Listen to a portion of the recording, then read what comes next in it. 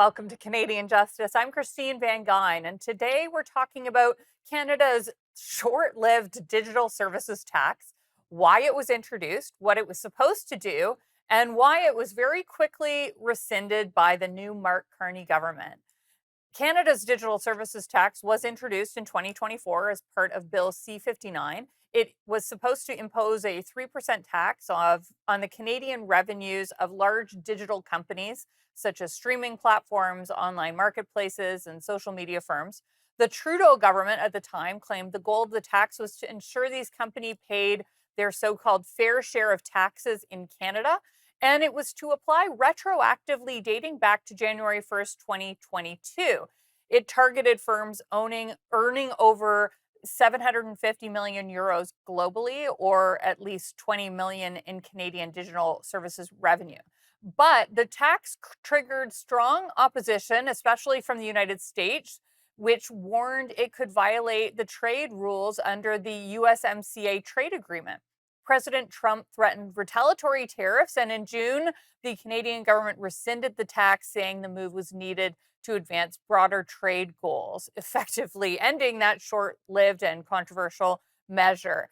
Here today to discuss the tax, its quick end, and what to expect next are two experts on tax policy, Franco Terrazano from the Canadian Taxpayers Federation and Jay Goldberg from the Consumer Choice Center. Thank you both for joining me today.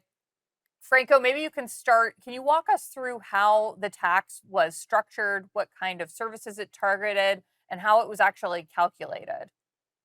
Yeah, well, Christine, you actually summed it up quite excellently, right? So it would have went after large companies, think about Amazon, Google, Facebook, Uber, Airbnb, right? So the government tried to frame this as like, oh, don't worry, folks, we're going after large companies. But look, the literature from both abroad and here in Canada is proof point that it actually would have just made life more expensive for Canadian consumers, right? You had the parliamentary budget officer warning that this tax would have just been passed on to consumers, make life more expensive. You have independent think tanks around the world who looked at other digital services taxes, and guess what?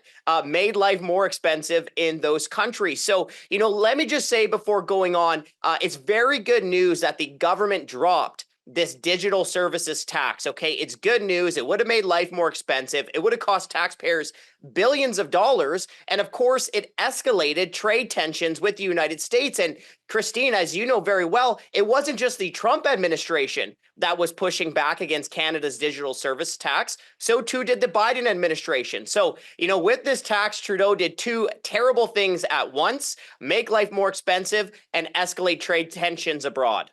Franco, just very briefly, you mentioned that there are other places that have a tax like this. What examples can you give us? Well, let's look at the think tank, the Tax Foundation. Okay, so they did an economic impact assessment of France's digital services tax, and here's what they found. They found that about 55% of the tax was paid for by consumers. Okay, more than half of the tax passed on directly to consumers. 40% of that tax was passed on to online vendors. So think about the businesses selling you those products, many small businesses. Only 5% of France's digital services tax was actually borne by those large companies who were the target of that tax. So look, the literature is clear, both abroad and at home. Digital services taxes make life more expensive. Now, Jay, what justification did the Trudeau government give for introducing this tax, and how did they defend the fact that it was going to apply retroactively? So, what the Trudeau government essentially said is that they were looking for a global deal to tax corporations globally. And there was negotiations going on within the OECD to try to come to a global agreement on taxing companies around the world and having shares of that tax being remitted to various countries. So the Trudeau government essentially went it alone, was one of the very, very few countries that said, we're going to go ahead and impose a tax, even though negotiations are ongoing. Justin Trudeau himself said that he wanted to put pressure on countries like the United States to actually get a deal. But the reality is the Trudeau government went out alone. The vast majority of the countries, over 100 countries, agreed with the United States to hold off until negotiations actually were completed. And so the Trudeau government went forward on this, imposed it, and then defended the fact that they were doing it retroactively by saying that, well, negotiations for the global trade agreement or for the global agreement on taxation were going back to 2022. So we're just going to go back there. We've got to go to break now, but we'll be right back.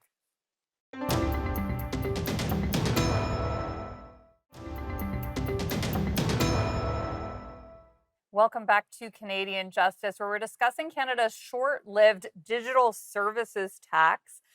Now, in the last segment, Jay outlined some of the Trudeau government's rationale for this tax, and their claim was that it was going to make big companies pay their fair share, what they called their fair share of revenue to Canada. That they wanted to put pressure on the United States for a global agreement on, I guess, revenue sharing internationally.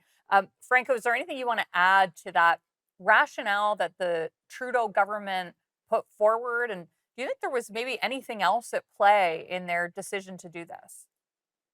Oh, I sure do. I think there was a trillion other things at play. And look, Jay did a great job summing up and poking holes in the Trudeau government's own rationale. But like, we have to look at what the government didn't say out loud, okay? And the reason the government wanted to ram through this tax, like, let's be honest, is because of its massive deficits. It's borrowing in the tens of billions of dollars every single year. So the government is looking for new ways, new taxes to paper over its massive spending problem, right? And as the parliamentary budget officer have showed, like, this tax would have cost about $7 billion over 5 years. That's a huge hit to taxpayers. But, you know, given the way that this government is spending, they would have blown through that cash in 2 days.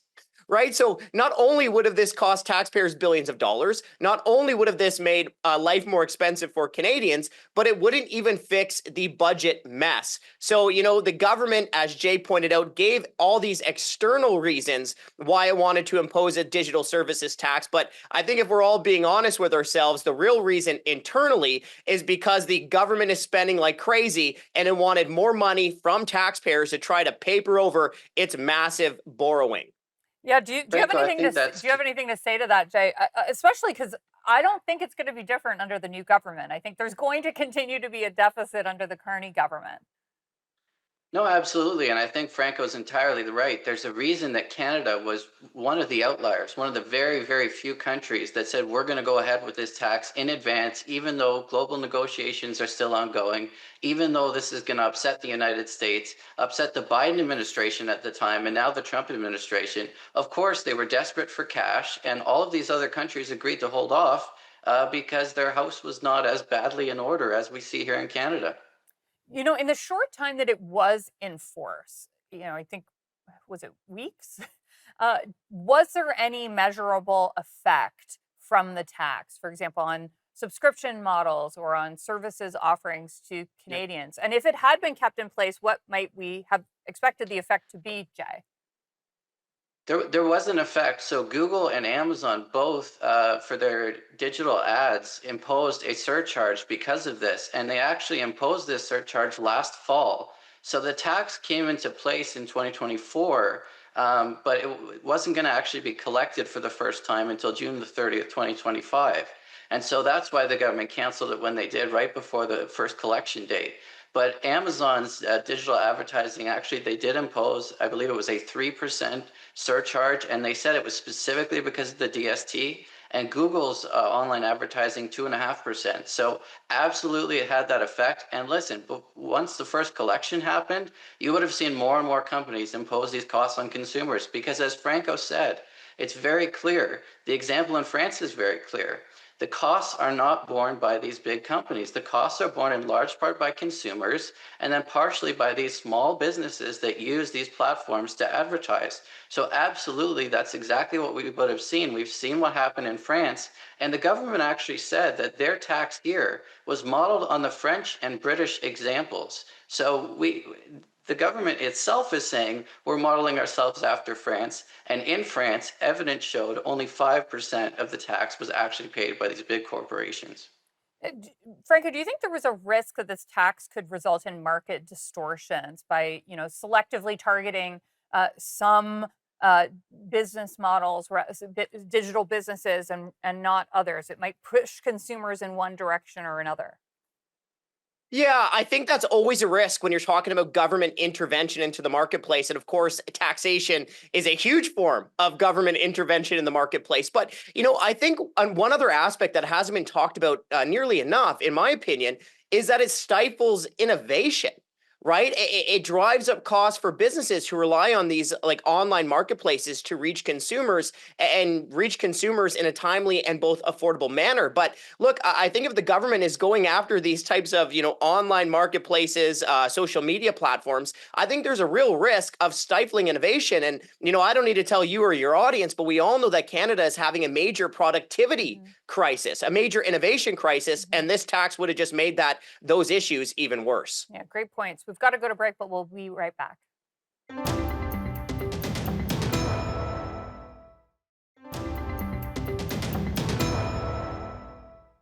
Welcome back to Canadian Justice, where we're talking about the short lived digital sales tax or digital services tax, which was imposed by the Trudeau government on large digital service providers. It was going to be a 3% tax. And before the first collection date, the Mark Carney government rescinded it. Now, part of the reason they rescinded it is because of threats that they had received from the United States, from both the Biden and Trump administration, that they could face a international trade law challenge under the USMCA. And Trump in particular threatened retaliatory tariffs. Jay, what can you tell us about that threat, the reasonable prospect of success of a trade dispute for the United States or Canada, and if reasonable prospect of success even matters in this environment where we see the president willing to impose tariffs even without a basis, arguably. Well, that's exactly right. So there would have been retaliation regardless. Obviously, there was going to be a challenge under the USMCA. The Biden administration, the USTR under the Biden administration, Catherine Tay, she repeatedly said that this was going to be subject to a USMCA challenge. So this was under both the Biden and Trump administrations. And if the Mark Carney government hadn't dropped this tax right before the collection date, I think you would have seen a challenge under the USMCA right after that first collection or right within that time frame. And essentially what happened was Trump threatened to walk away from trade negotiations with Canada, which are ongoing, and impose higher tariffs. So regardless of how this would have turned out, it would have been expensive. It would have taken a long time to go through all the motions. But I think that even before we went through the legal process, there was going to be such a punishing response from the United States with respect to tariffs that the possible upside of doing this for the government was just so much contrasted with the downside of this trade dispute we were going to have with the United States and other issues that, frankly, the United States wants to raise with Canada. That if we didn't cave on if the Carney government didn't cave on the digital services tax, there's a lot of other trade issues the U.S. wants to go after as well. So definitely, I think we're vulnerable legally when it comes to the trade conflict, but we were going to have costs imposed on Canada regardless, probably on July the 1st, if the Carney government hadn't done what it did. Franco, anything you want to add there to how the digital services tax fits into this overall picture of our trade relationship with the United States and the ongoing negotiations with our neighbor over trade? Well, let me just reiterate two things. Like, number one, it wasn't just Trump or the Trump administration that was upset over this digital services tax, right? So was the Biden administration, as Jay so eloquently pointed out. But like another reason that the administration in the United States really made a stink about it in June is because that's when the first payments were set to come in. Right at the end of the June is when the first collections of this tax was supposed to happen.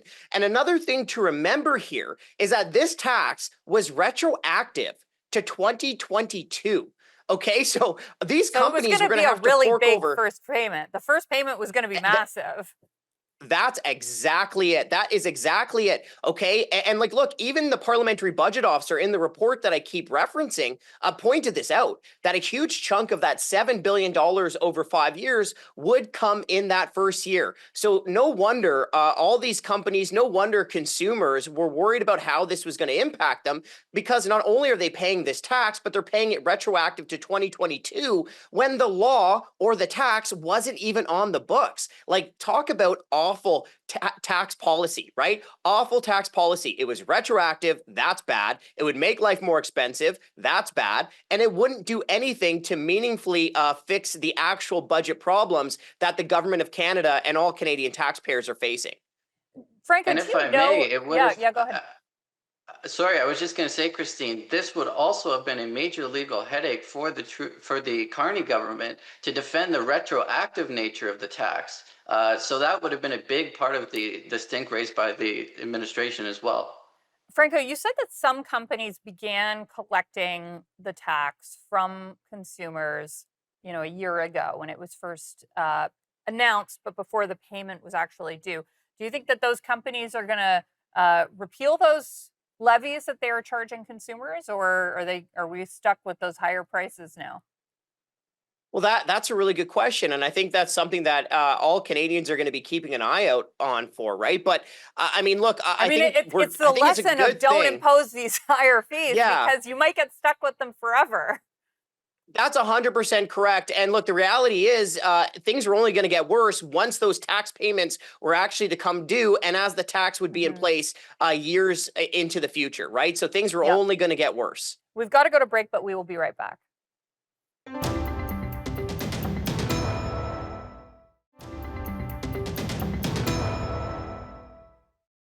Welcome back to Canadian Justice, where we're discussing Canada's short-lived Digital Services Act, which was repealed before any tax collection was ever paid because the Carney government rescinded it in response to threats from the United States about a possible trade dispute over that tax. A little bit of, in my opinion, an embarrassing walk down by the Prime Minister, although ultimately I think it was probably the right decision. But Jay, how was that rescission or repeal received by Canadian businesses, by digital platforms, and by the public? And do you think it was embarrassing, or is it good to do the right thing eventually? Look, I think it was good to do the right thing eventually. This was going to be a major hit on Canadian consumers, on Canadian businesses. Of course, the reaction from the Canadian business community was positive. You saw those big corporations and frankly, the small businesses that use these platforms that were very much relieved because I think you would have seen a lot of additional fees come into place that would have been taxes on consumers from these online giants, the giants that are not Google and Amazon that hadn't done it yet. So I think there was a lot of relief across all the sectors, certainly from consumers' perspective. And I think we also have to be worried. Like Franco mentioned earlier, we have a productivity problem. We have a problem attracting businesses to Canada. You also have to worry that Canada is a small marketplace, and the risk that this tax and its escalation might have led certain companies to decide to pull out of Canada altogether because we're not a big enough marketplace, we're not competitive enough, and they would have had to pay this massive new retroactive tax. I think we can't underestimate just how massive of an impact it is that this is being repealed. I think to recognize that Canada actually doesn't have a great business environment right now, and that adding this on top of that could have been a real risk that we would have seen some of the streaming providers potentially leave that we haven't seen. There's a reason Hulu's not in Canada, for example, and it's because of regulation and taxes and a lack of a productive and strong environment here. Mm-hmm. Now, it was repealed in response to these trade negotiations. Hopefully, at some point, these trade negotiations will be resolved. We'll have an agreement with the United States that works, hopefully, a favorable agreement. But once that's achieved, Franco, are you concerned that we might see a return of this Digital Services Act in the future? Maybe it might be structured differently, but certainly I am not optimistic that the Carney government is going to suddenly be a budgetary responsible government that ends the deficit. They're going to continue to have revenue shortfalls. Do you think that they might turn back to something like this? And what should Canadians stay on the lookout for? That's a great question. And Christine, I think all Canadians should be very worried about future tax increases from this government if it doesn't get its spending problem under control. I mean, look, this is the oldest tale known to humankind, right? Like governments go massively in debt. and then bureaucrats start flipping over all the couch cushions looking for as much money as they can possibly find, right? Flipping It's the your oldest couch tale. cushions, not their own. Flipping Yeah. over your couch Yeah. cushions. And look, like the digital services tax was only one example of what happened in the Trudeau era, right? Like, remember the luxury tax the government brought in? The government continuously flirted with home equity taxes. I mean, who can forget the capital gains tax increase? Remember when the government tried to put through an undemocratic and illegal capital gains tax increase? That's because the government doubled the debt in less than a decade. And look, from what we've seen from Mr. Carney himself, it doesn't look like the debt problem is going away, right? Like we already know that the government is going to be borrowing anywhere from like 60 to 90 billion dollars this year. You look at his election platform, well, Carney plans to add $225 billion to the debt over the next 4 years. Christine, that's almost $100 billion more debt than what even Trudeau was planning to rack up. So look, will a new digital services tax come back? I don't know, but I am extremely worried that the government is going to look for new ways to tax more money away from Canadians because it can't get its own fiscal house in order, because it has a spending and debt addiction. Wow, really concerning, Franco. And I guess you share my pessimism about this new government's ability to slay the deficit. Thank you both so much for joining me today. Thanks, Christine. We've heard today about Canada's short-lived and controversial digital services tax. Do you think this policy was going to make life in Canada even more expensive? Or was it an important way of making international companies contribute in a fairer way? And now that it's been rescinded, do you think we've really seen the last of it? You be the judge. Thanks for watching, and remember, a freer Canada starts with you.